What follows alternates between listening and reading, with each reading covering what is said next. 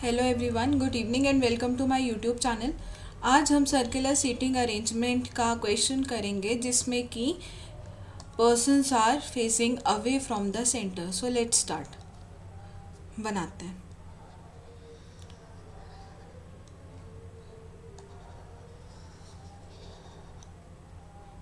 Right. 1 2 3 4 5 6 and 7। Similarly यहाँ 1 2 3 4 5 6 and 7। ये हमारा केस 1 हो जाएगा। This would be our case 1 and this would be our case 2। Right. तो स्टार्ट करते हो। Z sits to the immediate right of T। T यहाँ तो Z यहाँ। सिमिलर यहाँ पे भी बना लेते हैं। If T is here then Z is here। Z sits to the immediate right of T। Two persons sits between Z and X। But हमारे पास यहाँ पे मेंशन नहीं है कि X के राइट में बैठ रहा है कि लेफ्ट में, तो इधर पे हमारे पास दो पॉसिबिलिटीज़ बन जाएंगी। तो two persons sit between Z and X, तो one would be 1 to Z and X, इधर 1 to X। Right. Now Y sit second to the left of X। X यहाँ है तो Y इसके second to the left. Second to the left क्या हो जाएगा? Y। यहाँ पे इधर पे सेकेंड टू द लेफ्ट क्या हो जाएगा? Y। Now the number of person sitting between T and X। T and X is same as the number of person sitting between T and V। T and X इधर पे mention नहीं है तो हम किसी आइदर वे लेते हैं, इधर लेफ्ट और राइट।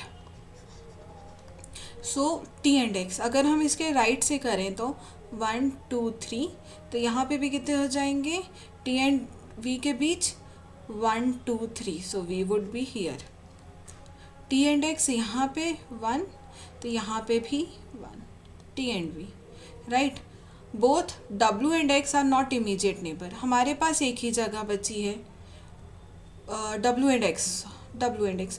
अगर यहाँ नहीं आएगा W तो यहाँ आ जाएगा, एंड यहाँ नहीं आएगा W के लिए हमारे पास जगह क्या बची? एक तो ये बची, एक तो ये बची। अब हमें यहाँ पे बोल रहा है that W and X are not immediate neighbour. तो सेकेंड वाला जो केस है उसमें जो W की पोजीशन है एक तो वो यहाँ पे है और एक यहाँ पे है। मतलब हमारे पास दोनों ही केसेस में यहाँ W नहीं आ सकता, W के लिए कोई प्लेस नहीं बची। देयरफॉर ये वाला जो केस होगा हमारा, दैट इज़ केस 2, वो हो जाएगा हमारा eliminate. This case would be eliminated. Right. I hope आपको समझ आ गया होगा यहाँ तक। ये जो केस 1 है ये हमारा सही है। So we'll continue from here. Questions करते हैं इसके। If the positions of Z and W are interchanged, which means यहाँ हो जाएगा हमारा Z, यहाँ हो जाएगा W। एक हमारा पर्सन बचा है, कौन बचा है? यू बचा, तो यहाँ हमारा यू आ जाएगा। यू की ये हो गई जगह। Z and W are interchange in the same way the positions of T and U are interchange, which means अगर T यहाँ है तो यहाँ U आ जाएगा एंड U की जगह T आ जाएगा। तो ये जो होगा ये हमारा नया अरेंजमेंट होगा। Then who among the following person sits third to the left of W। W कहाँ है हमारा? नए अरेंजमेंट के हिसाब से ये है। W का third to the left, that is first second third. वैसे तो U बैठा था लेकिन नए अरेंजमेंट के हिसाब से कौन बैठा है? T बैठा है। So our answer would be T, that is option number D। Right. I hope आपको समझ आ गया होगा। Now coming to the second one, who among the following person sit to the immediate right of Z। जो हमारा original जो कि green colour में है हम उसको देखेंगे। ये वाला मैं इरेज कर देती हूँ।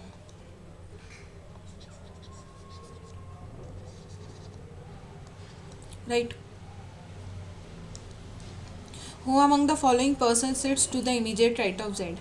This is Z। Immediate right कौन बैठा है? Y। So answer would be Y, which is option number C।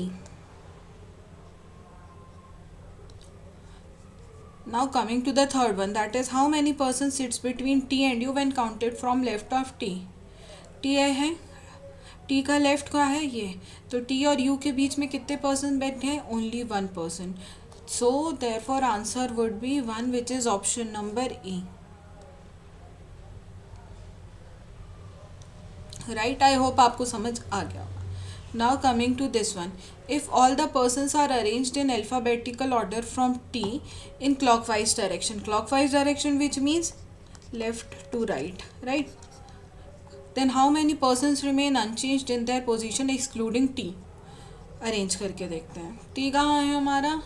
T से clockwise डायरेक्शन करता है. सो T U V W X Y and Z.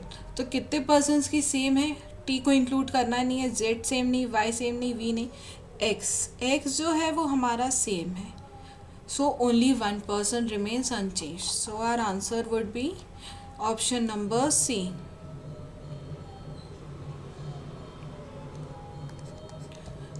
Now coming to the last one. ये मिटा दूँ पहले मैं, ताकि कंफ्यूजन क्रिएट ना हो.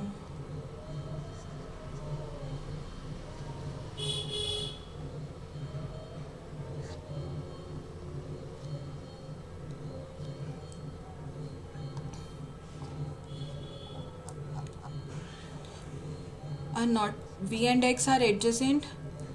V and X are adjacent. YV is also adjacent.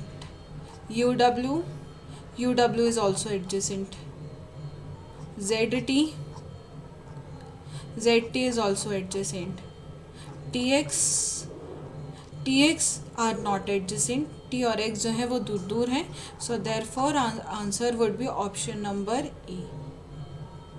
Right, I hope आपको आ गया होगा समझ में. And for more such content do subscribe to my YouTube channel. Thank you.